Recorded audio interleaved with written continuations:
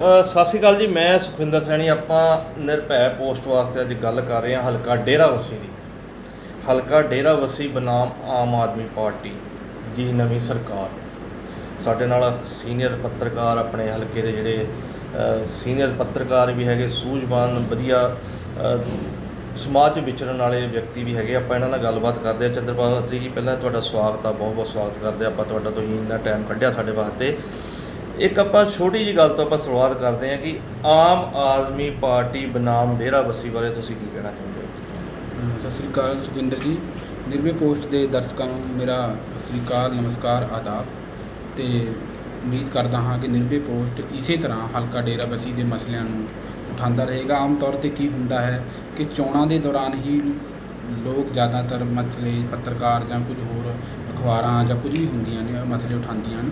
ਪਰ ਤੁਸੀਂ ਲਗਾਤਾਰ ਵਿਜੀਲੈਂਟ ਬਾਜ਼ਰ ਅੱਖ ਰੱਖੀ ਹੋਈ ਹੈ, ਇਹ ਚੰਗਾ ਸੰਕੇਤ ਹੈ ਕਿ ਤੁਸੀਂ ਇਹ ਜਿਹੜੇ ਮਸਲਾ ਉਠਾ ਰਹੇ ਹੋ ਵਧੀਆ ਕਰ ਰਹੇ ਹੋ। ਧੰਨਵਾਦ। ਇਹ ਆਪਾਂ ਗੱਲ ਕਰੀਏ ਕਿ ਜਿੱਦਾਂ 1 ਮਹੀਨਾ ਕਰੀਬ ਹੋ ਚੁੱਕਾ ਸਰਕਾਰ ਬਣੀ ਨੂੰ, ਔਰ ਇੱਕ ਮਹੀਨੇ ਦੌਰਾਨ ਕਾਫੀ ਫੇਰ ਬਦਲ ਵੀ ਦੇਖਣ ਨੂੰ ਮਿਲੇ ਆਪਾਂ ਨੂੰ।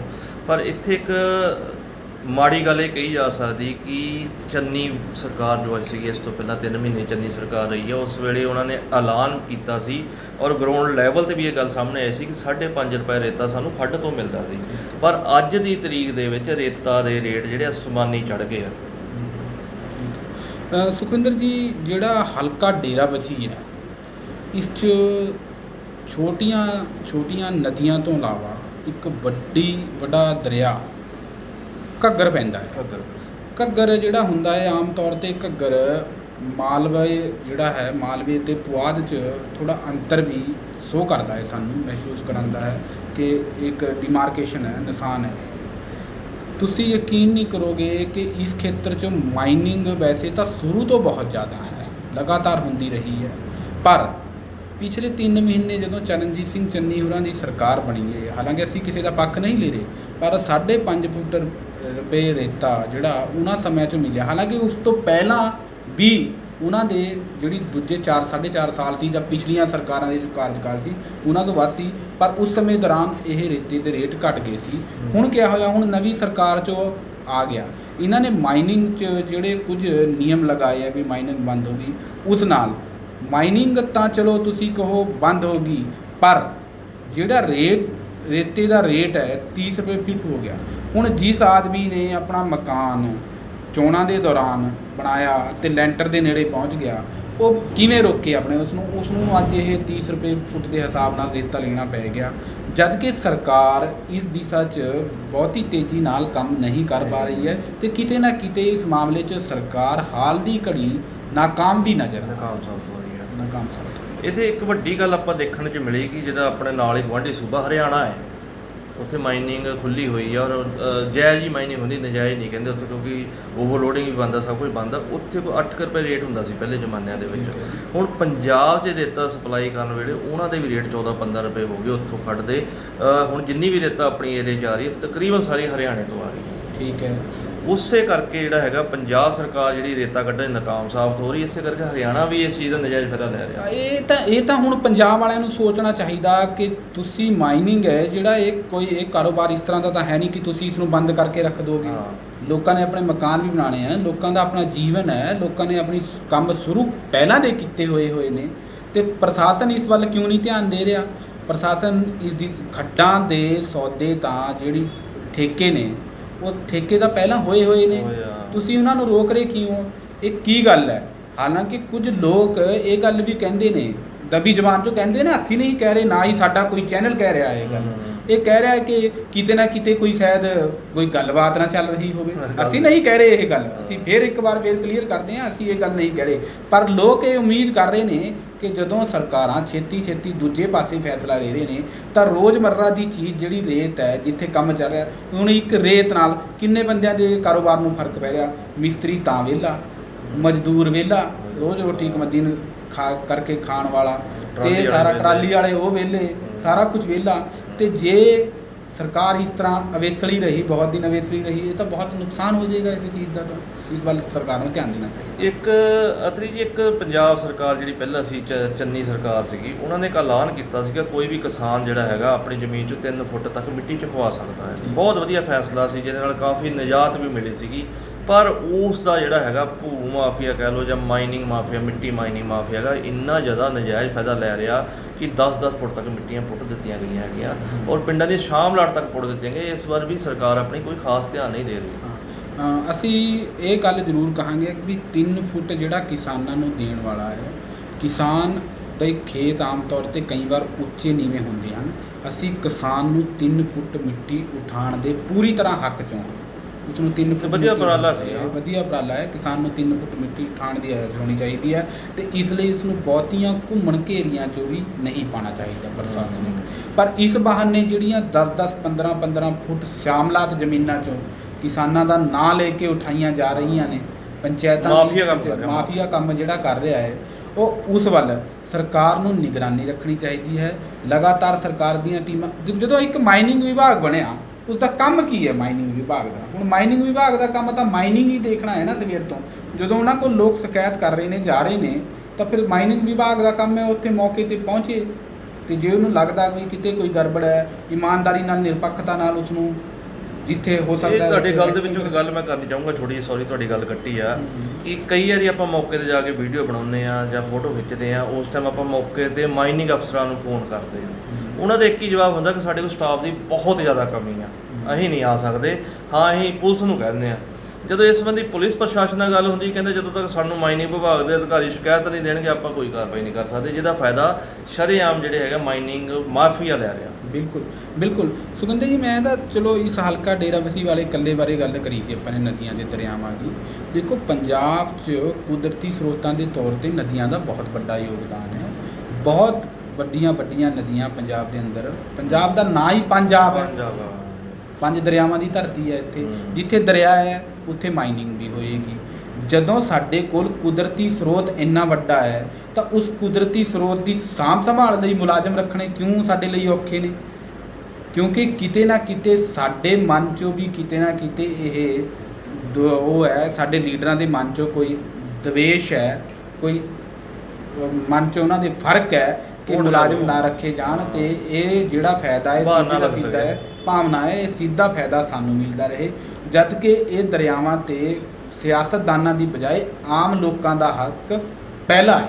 ਸਰੋਤ ਸਾਡੇ ਕੋਲ ਪੂਰੇ ਆ, ਪਰ ਉਹਦੀ ਵਰਤੋਂ ਗਲਤ ਹੋ ਰਹੀ ਹੈ। ਵਰਤੋਂ ਦਾ ਤਰੀਕਾ ਗਲਤ ਠੀਕ ਹੈ। ਇਸ ਸੰਬੰਧੀ ਕੋਈ ਤਰ੍ਹਾਂ ਕੁਛ ਆਪਣੀ ਜਿਹੜੀ ਨਵਾਂ ਸਰਕਾਰ ਨੂੰ ਵੀ ਤਾਂ ਬਹੁਤ ਲੋਕਾਂ ਨੂੰ ਜਦੋਂ ਦੇਖਦੇ ਕੀ ਵੈਸੇ ਜਿਹੜੀ ਆਪਾਂ ਗੱਲ ਕਰੀ ਸੀ, ਇਹ ਗੱਲ ਕਹਿ ਰਹੇ ਸੀ, ਇਹ ਗੱਲ ਕਹਿ ਰਹੇ ਨੇ ਕਿ ਅਸੀਂ ਮਾਈਨਿੰਗ, ਰੇਤ ਅਤੇ ਸ਼ਰਾਬ ਬਾਰੇ ਕਾਰਪੋਰੇਸ਼ਨ ਬਣਾਵਾਂਗੇ। ਅਸੀਂ ਇਸ ਕਦਮ ਦਾ ਸਵਾਗਤ ਕਰਾਂਗੇ ਜੇ ਇਹ ਕਾਰਪੋਰੇਸ਼ਨ ਬਣਾਉਣਗੇ, ਸਰਕਾਰ ਦੀ ਨਿਗਰਾਨੀ 'ਚੋਂ ਰੱਖਣਗੇ। ਇਸ ਨੂੰ ਕੋਈ ਐਡੀ ਵੱਡੀ ਗੱਲ ਨਹੀਂ, ਨਿਗਰਾਨੀ 'ਚੋਂ ਰੱਖਣ।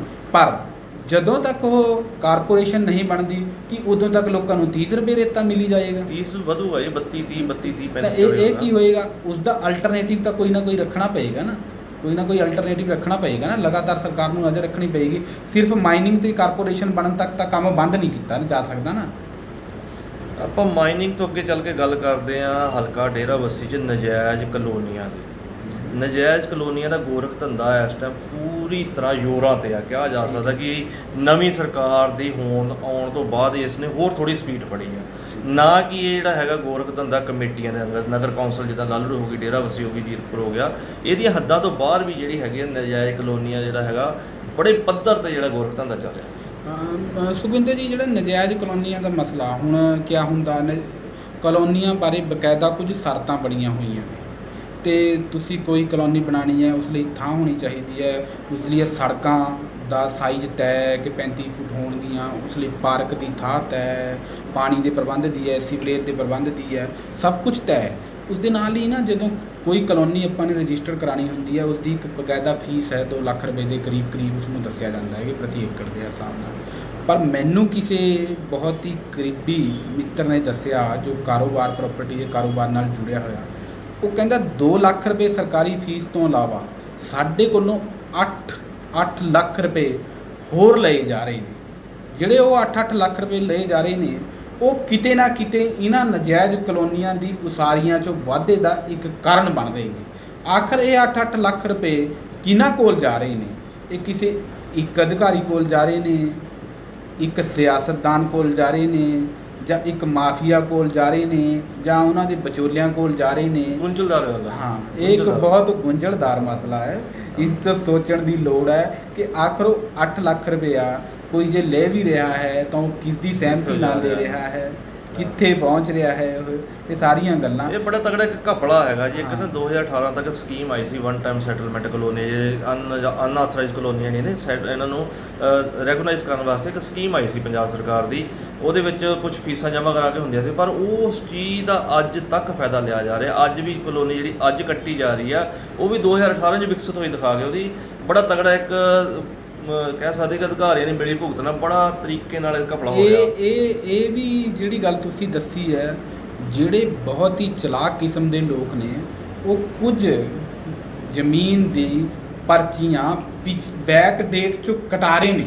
ਉਹ 'ਚ ਸਾਰੇ ਜਾਲੀ ਸਟਾਮ ਲੱਗਦੇ ਆ। ਬੈਕ ਡੇਟ 'ਚੋਂ ਕਟਾ ਰਹੇ ਨੇ। ਇਹ ਹੁਣ ਗੱਲ ਕਿੱਥੋਂ ਚਲੀ ਸੀ ਤੇ ਕਿੱਥੇ ਤੱਕ ਪਹੁੰਚ ਗਈ? 2 ਲੱਖ ਤੋਂ ਲੈ ਕੇ 8 ਲੱਖ ਸਟਾਮਸ ਤੇ ਕੌਣ ਇਸ 'ਚ ਇਨਵੋਲਵ ਹੈ, ਇਹ ਸਾਰਾ ਕੁਝ ਹੋ ਗਿਆ। ਇੱਕ ਹੋਰ ਗੱਲ ਦੱਸਾਂ ਜੀ, ਮੈਂ ਤੁਹਾਡੀ ਗੱਲ ਨੂੰ ਥੋੜਾ ਕੰਪਲੀਟ ਕਰਨਾ ਚਾਹਾਂਗਾ। ਤੇ ਕਈ ਵਾਰ ਕੀ ਹੁੰਦਾ, ਹਰ ਵਿਅਕਤੀ ਜ਼ਿੰਦਗੀ 'ਚ ਇੱਕ ਵਾਰ ਆਪਣਾ ਮਕਾਨ ਬਣਾਉਂਦਾ ਹੈ। ਉਹਨੇ ਮਕਾਨ ਬਣਾਉਣਾ ਸ਼ੁਰੂ ਕਰ ਦਿੱਤਾ, ਉਹਨੇ ਨਕਸ਼ਾ ਵੀ ਪਾਸ ਕਰਾ ਲਿਆ, ਸਭ ਕੁਝ ਪਾਸ ਕਰਾ ਲਿਆ। ਕਿਤੇ ਨਾ ਕਿਤੇ ਉਸਦੀ ਛੋਟੀ ਮੋਟੀ ਉਣਤਾਈ ਰਹਿ ਗਈ ਕਿਸੇ, ਹਾਲਾਂਕਿ ਉਹਨੂੰ ਤਾਂ ਪਤਾ ਨਹੀਂ, ਉਸ ਤਿਆਰ ਸੀ। ਉਸ ਕੋਲ ਕਿਆ ਹੋਏਗਾ ਨਾ ਕੋਈ ਮੁਲਾਜ਼ਮ ਜਾ ਕੇ ਉਸ ਕੋਲ ਪਹੁੰਚੇਗਾ, ਉਸ ਨੂੰ ਜਾ ਕੇ ਕਹੇਗਾ ਵੀ ਇਹ ਕਮੀ ਹੈ, ਉਹ ਕਮੀ ਹੈ। ਤੇ ਜਦੋਂ ਹੋ ਜਾਏਗਾ, ਸਭ ਕੁਝ ਹੋ ਜਾਏਗਾ, ਸੈਟਿੰਗ ਹੋ ਜਾਏਗੀ, ਤਾਂ ਫਿਰ ਉਹ ਸਭ ਕੁਝ ਉਹ ਸਾਰਾ ਕੁਝ ਹੋ ਜਾਂਦਾ ਹੈ। ਇਹ ਸਭ ਕੁਝ ਇਸ ਤਰ੍ਹਾਂ ਦੀਆਂ ਗੱਲਾਂ ਚੱਲੀਆਂ, ਇਹ ਕਲੋਨੀਆਂ 'ਚ ਵੀ ਅਤਰੀ ਜੀ। ਇਹ ਸਾਰਾ ਨਾ ਇੱਕ ਮਿਲੀ ਭੁਗਤ ਕਹਿ ਸਕਦੇ ਆਪਾਂ।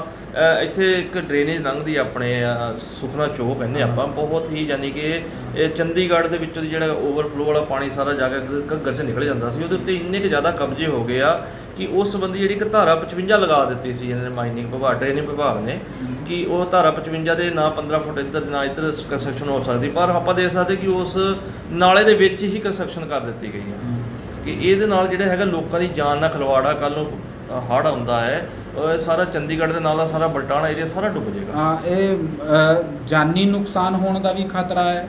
ਸਾਰੀ ਉਮਰ ਦੀ ਉਹਨੇ ਮਿਹਨਤ ਕਰਕੇ ਜਿਹੜਾ ਮਕਾਨ ਬਣਾਇਆ, ਗਰੀਬ ਬੰਦਾ ਮਰੇਗਾ। ਉਸ ਦੇ ਨਾਲ ਪਿਛਲੇ ਪਾਸੇ ਵੀ ਜਿਹੜਾ ਰੁਕੇਗਾ, ਪਾਣੀ ਰੁਕੇਗਾ ਜਾਂ ਪਾਣੀ ਦੀ ਨਿਕਾਸੀ ਨਹੀਂ ਹੋਏਗੀ, ਉਹ ਵੀ ਵੱਖਰੀਆਂ ਸਮੱਸਿਆਵਾਂ। ਇਹ ਬੜੀ ਤਗੜਾ ਇੱਕ ਘਪਲਾ ਹੈਗਾ ਜਿਸ ਸੰਬੰਧੀ ਚਲੋ ਹੁਣ ਆਪਾਂ ਜ਼ਿਆਦਾ ਜ਼ਿੰਮੇਵਾਰੀਆਂ ਜ਼ਿਆਦਾ ਫਿਕਸ ਕਰੀ ਜਾਂਦੇ ਪੰਜਾਬ ਸਰਕਾਰ ਦੀਆਂ, ਪਰ ਇਸ ਸੰਬੰਧੀ ਕੋਈ ਪਰ ਇਹ ਵੀ ਨਹੀਂ ਹੈ ਕਿ ਜ਼ਿਆਦਾ ਜਲਦੀ ਹੈ, ਪਰ ਇਹ ਵੀ ਨਹੀਂ ਹੈ ਕਿ ਅਸੀਂ ਇਸ ਪਾਸੇ ਕਦਮ ਤੋਰੀਏ। ਬਣਾ ਕੇ ਇੱਕ ਬਕਾਇਦਾ ਕਮੇਟੀ ਬਣਾ ਕੇ ਜਾਂਚ ਕੀਤੀ ਜਾਏ, ਦੋਸ਼ੀ ਅਧਿਕਾਰੀਆਂ ਨੂੰ ਸਜ਼ਾ ਦਿੱਤੀ ਜਾਏ। 2-4 ਵੀ ਅਗਰ ਤੁਸੀਂ ਅਧਿਕਾਰੀ ਫੜ ਲਏ ਤਾਂ ਬਾਕੀ ਨੇ ਕਰਨਾ ਹੀ ਨਹੀਂ। ਹਾਂ, ਕਦਮ ਤਾਂ ਇਸ ਵੱਲ ਜ਼ਰੂਰ ਵਧਾਇਆ ਜਾਵੇ, ਕਦਮ ਚੁੱਕਿਆ ਤਾਂ ਜਾਵੇ। ਇੱਕ ਆਪਾਂ ਹੁਣ ਗੱਲ ਕਰਦੇ ਹਾਂ ਹਲਕਾ ਵਿਧਾਇਕ ਕੁਲਜੀਤ ਸਿੰਘ ਰੰਧਾਵਾ ਦੀ। ਉਹ ਪਿਛਲੇ ਸਮੇਂ ਤੋਂ ਕਾਫੀ ਐਕਟਿਵ ਨਜ਼ਰ ਆ ਰਹੇ ਆ, ਕਾਫੀ ਆਪ ਹੀ ਫੈਕਟਰੀਆਂ ਦੇ ਵਿੱਚ, ਆਪ ਹੀ ਮਾਈਨਿੰਗ ਦੇ ਵਿੱਚ, ਆਪ ਹੀ ਜਿੱਥੇ ਹੁੰਦਾ। ਕੱਲ੍ਹ ਆਪਾਂ ਇੱਕ ਦੇਖਿਆ ਕਿ ਮੁਬਾਰਕਪੁਰ ਚੌਂਕੀ ਦੇ ਵਿੱਚ ਵੀ ਆਪ ਵੜ ਗਏ। ਕਿੱਦਾਂ ਲੱਗ ਰਿਹਾ ਤੁਹਾਨੂੰ ਉਹਨਾਂ ਦੀ ਗਤੀਵਿਧੀਆਂ ਬਾਰੇ, ਕੀ ਲੱਗ ਰਿਹਾ? ਦੇਖੋ, ਅਸੀਂ ਕੁਲਜੀਤ ਸਿੰਘ ਰੰਧਾਵਾ ਜੀ ਦੀ ਨੀਤ ਉੱਤੇ ਹਲੇ ਅਜੇ ਕੋਈ ਸ਼ੱਕ ਨਹੀਂ ਕਰਦੇ, ਪਰ ਅਸੀਂ ਦੇਖੋ ਸਾਡੇ ਨਾਲੋਂ ਵੱਡੇ ਨੇ ਤੇ ਹੁਣ ਤਾਂ ਪ੍ਰਮਾਤਮਾ ਦੀ ਦਇਆ ਨਾਲ, ਵਾਹਿਗੁਰੂ ਜੀ ਦੀ ਕਿਰਪਾ ਨਾਲ ਉਹਨਾਂ ਨੂੰ ਅਹੁਦਾ ਵੀ ਮਿਲ ਗਿਆ ਹੈ। ਉਹ ਲਗਾਤਾਰ ਜਾ ਰਹੇ ਨੇ। ਜੋ ਬੱਤੀ ਵਾਲੀ ਕਾਰ ਮਿਲ ਗਈ, ਬੱਤੀ ਵਾਲੀ ਕਾਰ ਮਿਲ ਗਈ ਹੈ। ਪਰ ਸਾਡਾ ਇੱਕ ਨਿੱਜੀ ਮੰਨਣਾ ਕਿ ਹਰ ਚੀਜ਼ ਦਾ ਇੱਕ ਸਿਸਟਮ ਹੁੰਦਾ ਹੈ। ਤੁਸੀਂ ਕਿਤੇ ਜਾਣਾ ਹੁੰਦਾ ਹੈ, ਉਸ ਲਈ ਕੋਈ ਇੱਕ ਚੈਨਲ ਬਣਿਆ ਹੋਇਆ ਹੈ, ਸਿਸਟਮ ਬਣਿਆ ਹੋਇਆ ਹੈ। ਕੋਈ ਕੰਮ ਕਰਨਾ ਹੈ, ਜੋ ਕੰਮ ਕਲਰਕ ਨੇ ਕਰਕੇ ਰਿਪੋਰਟ ਤਿਆਰ ਦੇਣੀ ਹੈ, ਉਹ ਅੱਗੇ ਸੁਪਰਡੈਂਟ ਨੂੰ ਦੇਣੀ ਹੈ, ਸੁਪਰਡੈਂਟ ਨੇ ਉਸ 'ਚ ਹੋਰ ਕੋਈ ਕਮੀ ਪੇਸ਼ੀ ਦੇਖਣੀ ਹੈ, ਫਿਰ ਉਹ ਅੱਗੇ ਜਾਣੀ ਹੈ। ਇਹ ਇੱਕ ਪ੍ਰੋਪਰ ਵੇ ਹੈ, ਹਰ ਚੀਜ਼ ਦਾ ਇੱਕ ਪ੍ਰੋਪਰ ਵੇ ਹੈ ਤੇ ਪ੍ਰੋਪਰ ਵੇ 'ਚੋਂ ਹੀ ਚੱਲਣਾ ਹੁੰਦਾ। ਹੁਣ ਕੁਲਜੀਤ ਸਿੰਘ ਰੰਧਾਵਾ ਜੀ ਨੇ ਕਰੀਬ 15 ਦਿਨ ਪਹਿਲਾਂ ਆਪਣਾ ਜਿਹੜਾ ਪਾਣੀ ਵਾਲਾ ਸੈਂਪਲ ਹੈ, ਉਹ ਸੈਂਪਲ ਦੀ ਰਿਪੋਰਟ ਭਰੀ ਸੀ। ਅਖਬਾਰਾਂ ਨੇ ਕਾਫੀ ਵੱਡੇ ਪੱਧਰ 'ਤੇ ਅਖਬਾਰਾਂ ਨੇ ਉਸ ਦੀ ਕਵਰੇਜ ਵੀ ਕੀਤੀ ਸੀ। ਲੋਕੀ ਖੁਸ਼ ਸਨ, ਪਰ ਥੋੜ੍ਹਾ ਲੋਕਾਂ ਨੂੰ ਹੁਣ ਕਿਆ ਹੋਇਆ, 15 ਦਿਨਾਂ ਬਾਅਦ ਇਹ ਗੱਲ ਲੋਕਾਂ ਦੇ ਮਨ 'ਚੋਂ ਘਰ ਕਰ ਗਈ ਹੈ ਕਿ ਵਿਧਾਇਕ ਵੱਲੋਂ ਛਾਪਾਮਾਰੀ ਕਰਨ ਦੇ ਬਾਵਜੂਦ ਵੀ 15 ਦਿਨ ਹੋ ਗਏ ਰਿਪੋਰਟ ਦਾ ਕੋਈ ਥੋ ਪਤਾ ਨਹੀਂ ਲੱਗ ਜਗ ਰਿਹਾ, ਜ਼ਾਹਰ ਕੁਝ ਨਹੀਂ ਹੋਈ। ਜਗ ਜ਼ਾਹਰ ਕੁਝ ਨਹੀਂ ਹੋ ਰਿਹਾ।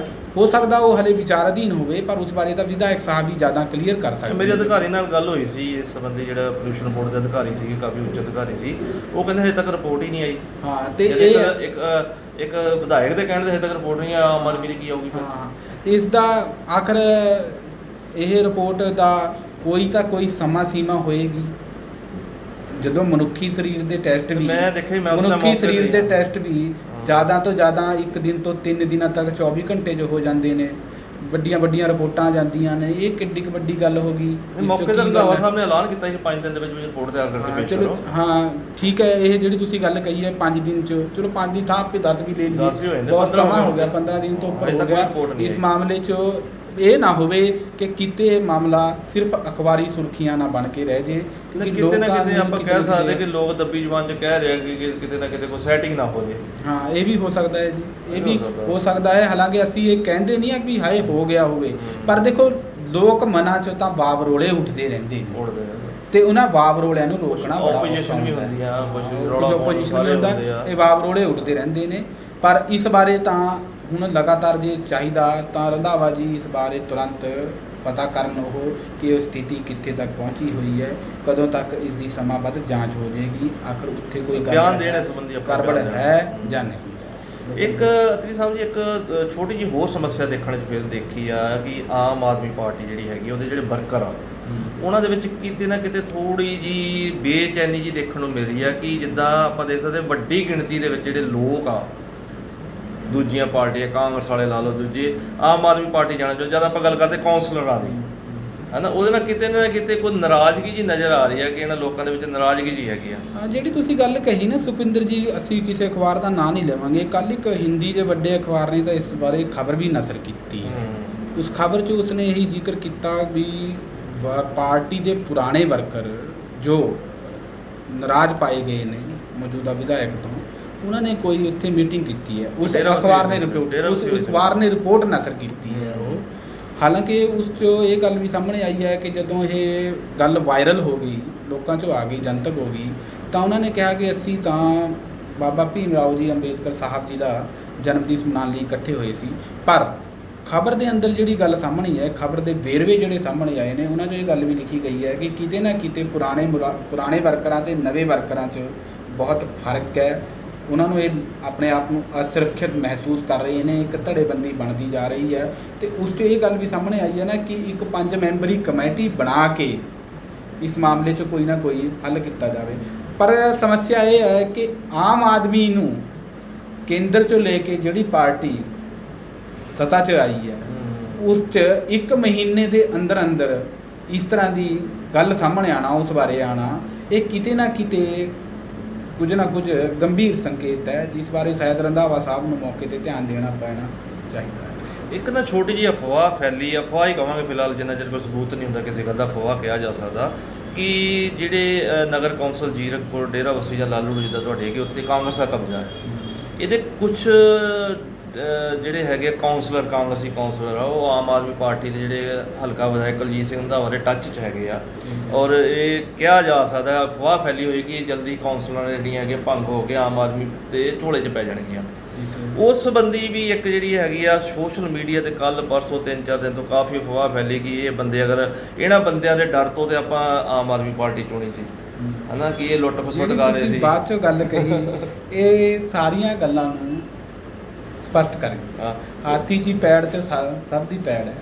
ਠੀਕ ਹੈ, ਜਿਹੜੀ ਤੁਸੀਂ ਗੱਲ ਕਹੀ ਹੈ, ਇਹ ਜਿਹੜੀ ਇਹ ਮੀਟਿੰਗ ਉੱਥੇ ਹੋਈ ਹੈ, ਹੋ ਸਕਦਾ ਹੈ, ਮੈਂ ਇਹ ਨਹੀਂ ਕਹਿੰਦਾ ਕਿ ਕਾਰਨ ਇਹੀ ਹੈ, ਇਸ 'ਚੋਂ ਇੱਕ ਕਾਰਨ ਇਹ ਵੀ ਹੋ ਸਕਦਾ ਹੈ ਕਿ ਉਹਨਾਂ 'ਚੋਂ ਅਸੁਰੱਖਿਆ ਦੀ ਭਾਵਨਾ ਹੋਵੇ ਕਿ ਜਿਨ੍ਹਾਂ ਦੇ ਖਿਲਾਫ ਲੜ ਕੇ ਅਸੀਂ, ਜਿਨ੍ਹਾਂ ਦੇ ਬਾਰੇ ਬੋਲ ਕੇ ਅਸੀਂ, ਜਿਨ੍ਹਾਂ ਦੀਆਂ ਘਟਨਾਵਾਂ, ਜਿਨ੍ਹਾਂ ਦੇ ਨੀਤੀਆਂ ਤੋਂ ਦੁਖੀ ਹੋ ਕੇ, ਇਹਨਾਂ ਤੋਂ ਨੀਤੀਆਂ ਤੋਂ ਦੁਖੀ ਹੋ ਕੇ ਅਸੀਂ ਤੁਹਾਨੂੰ ਚੁਣਿਆ ਸੀ, ਸਾਡੇ ਬਾਦਲ ਨੂੰ ਚੁਣਿਆ ਸੀ, ਤੁਸੀਂ ਉਹਨਾਂ ਲੋਕਾਂ ਨੂੰ ਲੈ ਕੇ ਉਹ ਤੁਹਾਡੇ ਕੋਲ ਆਉਣ ਨਾਲ ਉਹ ਚੰਗੇ ਕਿਵੇਂ ਹੋ ਸਕਦੇ ਨੇ? ਜਦੋਂ ਪਹਿਲਾਂ ਚੰਗੇ ਨਹੀਂ ਸੀ ਤਾਂ ਹੁਣ ਚੰਗੇ ਕਿਵੇਂ ਹੋ ਸਕਦੇ? ਇਸ ਤੋਂ ਕਿਤੇ ਨਾ ਕਿਤੇ ਇਹ ਸੱਤਾ ਦੀ ਵੀ ਸੱਤਾ ਤੇ ਕਾਬਜ ਹੋਣ ਦੀ, ਹੇਠਲੇ ਪੱਧਰ ਤੇ ਸੱਤਾ ਤੇ ਕਾਬਜ ਹੋਣ ਦੀ ਕਿਤੇ ਨਾ ਕਿਤੇ ਇਸ 'ਚ ਨਿਸ਼ਾਨੀ ਨਜ਼ਰ। ਇਸੇ ਹੀ ਕਰਕੇ ਜਿਹੜੀ ਹੈਗੀ ਆਮ ਆਦਮੀ ਪਾਰਟੀ ਜਿਹੜੇ ਕੱਟੜ ਵਰਕਰ ਆ, ਉਹਨਾਂ 'ਚ ਥੋੜੀ ਜਿਹੀ ਨਾਰਾਜ਼ਗੀ ਆਪਣੇ ਹਲਕੇ 'ਚ ਦੇਖਣ ਨੂੰ ਮਿਲ ਰਹੀ ਆ।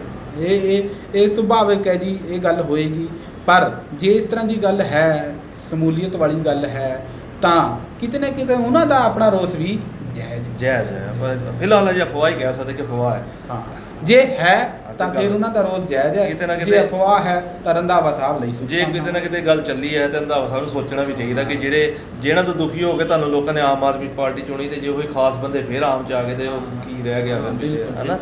ਇਹ ਸੰਬੰਧੀ ਵੀ ਕੁਛ ਨਾ ਕੁਛ ਸੋਚਣ ਦੀ ਲੋੜ ਹੈਗੀ। ਇਸ ਤੋਂ ਇਲਾਵਾ ਆਪਾਂ ਗੱਲ ਕਰਦੇ ਕਿ ਹਲਕੇ ਦੇ ਵਿੱਚ ਜਿੱਦਾਂ ਇਹੋ ਪਟਿਆਲਾ ਚੌਂਕ ਲਗਾ ਲਓ, ਜਾਂ ਤੁਹਾਡੇ ਜਿਹੜੀ ਹੈਗੀ ਡੇਰਾ ਵੱਸੀ ਉਹ ITI ਚੌਂਕ ਲਾਲੂ ITI ਚੌਂਕ ਹੈ, ਡੇਰਾ ਵੱਸੀ ਜਿਹੜੇ ਕਮੇਟੀ ਉਹ ਜੰਨੇ ਆਪਾਂ ਕਚਹਿਰੀਆਂ ਵਾਲਾ ਰੋਡ ਆ, ਬਹੁਤ ਤਗੜਾ ਜਾਮ ਲੱਗ ਰਿਹਾ। ਇਸ ਸੰਬੰਧੀ ਕੋਈ ਹੱਲ ਕੱਢਣਾ ਵੀ ਸਰਕਾਰ ਦੀ ਇਸ ਟਾਈਮ ਜ਼ਿੰਮੇਵਾਰੀ ਬਣਦੀ। ਹਾਂ, ਦੇਖੋ ਹੁਣ ਇਸ ਤਰ੍ਹਾਂ ਦੀ ਗੱਲ ਹੈ ਕਿ ਪਿੱਛੇ ਜਦੋਂ 25 ਫਰਵਰੀ ਨੂੰ ਪਿਛਲੇ ਵਾਰ ਵੀ 2021 'ਚੋਂ ਨਗਰ ਕੌਂਸਲ ਦੀਆਂ ਚੋਣਾਂ ਹੋਈਆਂ ਸੀ, 14 ਫਰਵਰੀ ਨੂੰ 14 ਫਰਵਰੀ 2021 ਨੂੰ ਹੋਈ ਸੀ। ਉਸ ਤੋਂ ਪਿਛਲੀ ਵਾਰੀ 25 ਫਰਵਰੀ ਨੂੰ ਹੋਈ ਸੀ 2015 'ਚ।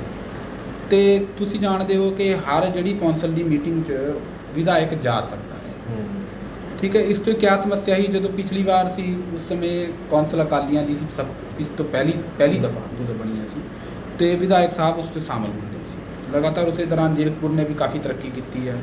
ਬਦਕਿਸਮਤੀ ਨਾਲ ਜਦੋਂ ਦੁਬਾਰੇ ਇਹ ਬਣੀ ਕੌਂਸਲ, ਉਸ 'ਚ ਵਿਧਾਇਕ ਕਾਂਗਰਸ ਦਾ ਨਹੀਂ ਸੀ, ਪਰ ਕੌਂਸਲਾਂ ਸਾਰੀਆਂ ਬਣ ਗਈਆਂ ਅਤੇ ਨਿਯਮ ਮੁਤਾਬਕ ਉਹ ਢਿੱਲੋਂ ਸਾਹਿਬ ਉਸ 'ਚ ਜਾ ਨਹੀਂ ਸਕਦੇ ਸੀ, ਮੀਟਿੰਗਾਂ 'ਚ ਨਹੀਂ ਜਾ ਸਕਦੇ ਸੀ। ਪਰ ਹੁਣ ਇੱਕ ਜਿਹੜੀ ਸੰਭਾਵਨਾ ਹੈ ਉਹ ਕੀ ਹੈ, ਕੌਂਸਲਾਂ ਕਾਂਗਰਸ ਦੀਆਂ ਨੇ ਅਤੇ ਵਿਧਾਇਕ ਆਮ ਆਦਮੀ ਪਾਰਟੀ ਦੇ ਨੇ, ਉਹ ਉੱਥੇ ਜਾ ਸਕਦੇ ਨੇ ਅਤੇ ਉਹ ਖੁਦ ਨੂੰ ਆਪਣੇ ਆਪ ਨੂੰ ਬਹੁਤ ਸਰਗਰਮ ਵੀ ਮੰਨਦੇ ਨੇ ਰੰਧਾਵਾ ਸਾਹਿਬ। ਹੁਣ ਤੁਸੀਂ ਸਵੇਰੇ ਚਾਹੇ 2 ਘੰਟੇ ਤੋਂ ਤੁਸੀਂ ਘੱਟ 'ਚ ਜ਼ੀਰਕਪੁਰ ਸ਼ਹਿਰ ਪਾਰ ਨਹੀਂ ਕਰ ਸਕਦੇ, ਅਤੇ ਇਹ ਕੋਈ ਇੱਕ ਦਿਨ ਦੀ ਗੱਲ ਵੀ ਨਹੀਂ ਹੈ।